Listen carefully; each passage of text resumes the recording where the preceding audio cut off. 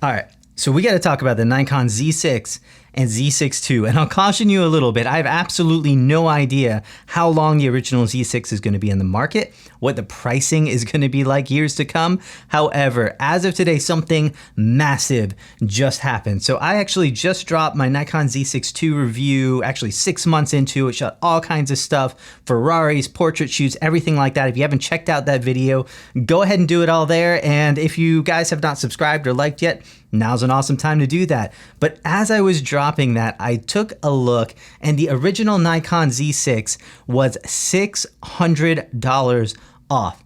And that is crazy because this new camera has some awesome features on there, but $600 worth, that might be a big question. So the question we're gonna ask today is, how much better is the Nikon Z6II? So let's talk about what's new. And the Z6II actually has dual card slots, and that's kind of the first big thing, and that's going to be important for a couple of reasons though. Hang with me. So obviously, if you're someone who's shooting events or other things that can't be reshot, having dual cards, the ability to back up, is super important. I always recommend it. So if you have the option of getting a camera with dual cards, and this one does, I highly recommend it. But what about the rest of you, or if you don't think you care too much?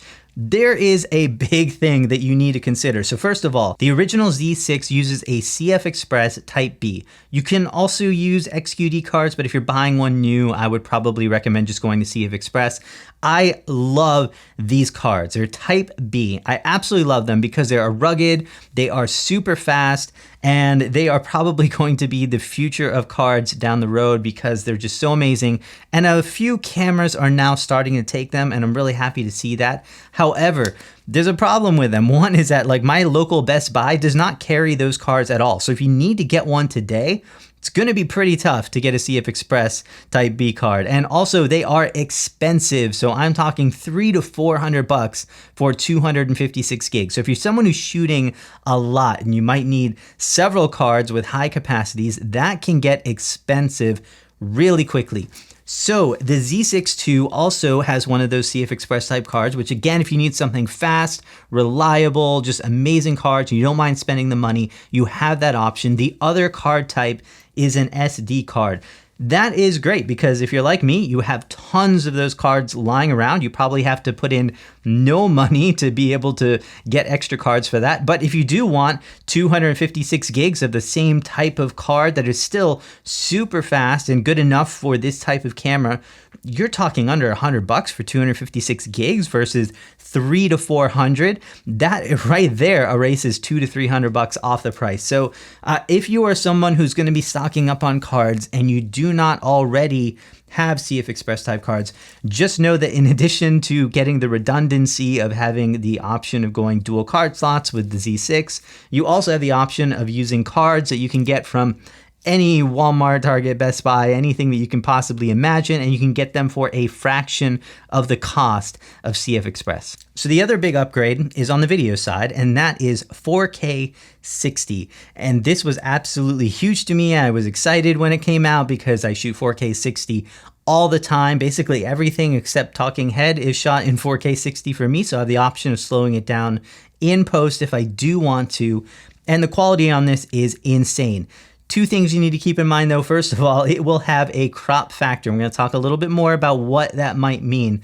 The second thing is that the Nikon Z6 actually has amazing looking 1080p. It is one of the better looking 1080p cameras on the market. So that meant that I actually used 1080p quite a bit in my filming of the review because 4K 60 hadn't come to the camera at the first time I started shooting with it. So I actually was using 1080p. I probably showed it to you side by side with a 4K clip and you never noticed at all. Now, if you're looking at a static frame, you can see the difference in quality between 4K 60 and 1080p 60. However, it's fairly minor. It's definitely something that once you're shooting motion with motion blur on it, you're just not seeing the details as much, and you can absolutely get by shooting 1080p. While I love having that 4K 60 option, it's just something that you can probably live without. The other thing to keep in mind is because it is a crop, it does mean that you are not going to be as good in low light. So comparing full frame to the 4K 60 crop, I'm noticing about a one-stop difference in light. So do keep in mind, if you're shooting in the dark or you're boosting that ISO 6400 and up, you might want to actually be shooting in 4K 30 full frame or in one of your 1080p full frame options as well. Also, do know that the depth of field is going to be more like an APS-C camera and less like a full frame camera. It will absolutely affect that as well. The other thing to keep in mind is because you have that crop factor, wide angle lenses are just not as wide. So if you're shooting something like interiors, I use this 14 to 24 in car interiors like crazy. If you're shooting real estate, other things, cities that you might want some wider angle lenses, you're just not going to get it using this 4K 60 mode. So again, it's something that I'm really happy to have it. I use full 4K 60 like crazy. It's a huge upgrade, but there are a lot of situations where you might be dropping down to 1080p 60 or just shooting 4K 24, 4K 30 to be able to get that full frame sensor. So if you did look at the spec sheet for both of these cameras, you probably would have noticed that the Z6II says 14 frames per second and the original Z6 shoots 12. I'm calling BS on both of those numbers because neither one of them is consistent with real world. First of all, if you're shooting autofocus in both of those, they start to slow down quite a bit. Also, the 14 frames per second on the Z6II is only available in a single point mode, which means no IAF, no tracking. So a lot of things are going to be very limited in that. Also, on both of these cameras at those higher frame rates, you will not have continuous live view shooting inside your viewfinder. Instead, what you're going to see is the last frame you took. So if you're someone who is tracking objects moving across the frame like wildlife and sports, which are probably the main reasons you would be shooting high frame rates, instead of actually seeing your subject moving, all you're going to see is the last frame. And it can be really difficult to track a fast moving subject in that mode. So again, either one of these cameras, no matter which one you choose, you're going to be looking at more of 5.5 frames per second for your continuous shooting.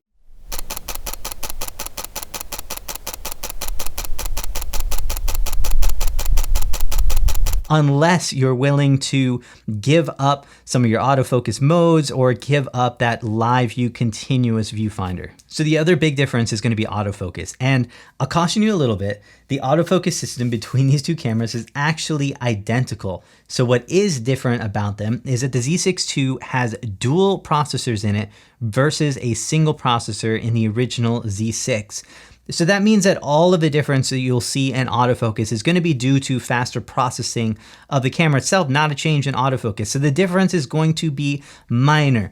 That said, I was picking up the eye a little bit sooner. I'd say I noticed a little bit of a difference in tracking performance. It's a little hard to measure, but the new camera just seemed to perform a little bit better. I will say this though, the original Z6 got much better via firmware updates to the point that I was pretty happy with it. And because you still are kind of going to be limited to about that 5.5 frame per second shooting with continuous autofocus, neither of these cameras are really my favorite for like sports, action, wildlife, anything like that. Most Sony cameras and Canon cameras are doing a little better job with the autofocus system and frame rates when you're using it for high speed stuff.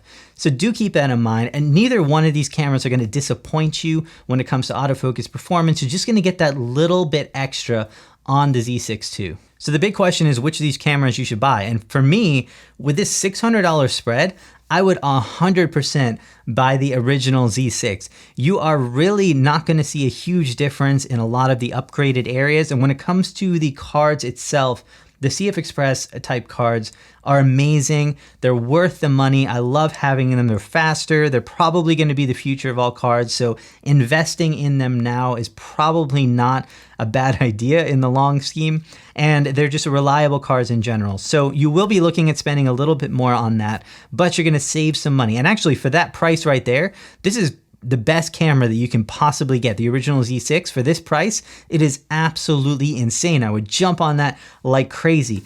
The Z6II, I would say anything more than about $300 is where I would feel comfortable drawing that line. The Z6II does give you some better areas, especially with video. It does give you a little bit of enhanced areas with autofocus. And then the big difference in the dual card slots, if you're shooting anything that needs redundancy, definitely jump on the Z6II. Or if you just want to save some money and be able to use some SD cards, you'll kind of justify that price difference, and that'll kind of help you skirt up a little bit to the Z6II. So if you guys haven't watched the full review for that camera, go ahead and check it out though. If you have any questions, let me know you details below. We'll check them out. So I hope you guys are doing amazing. I'll see you soon in a new video.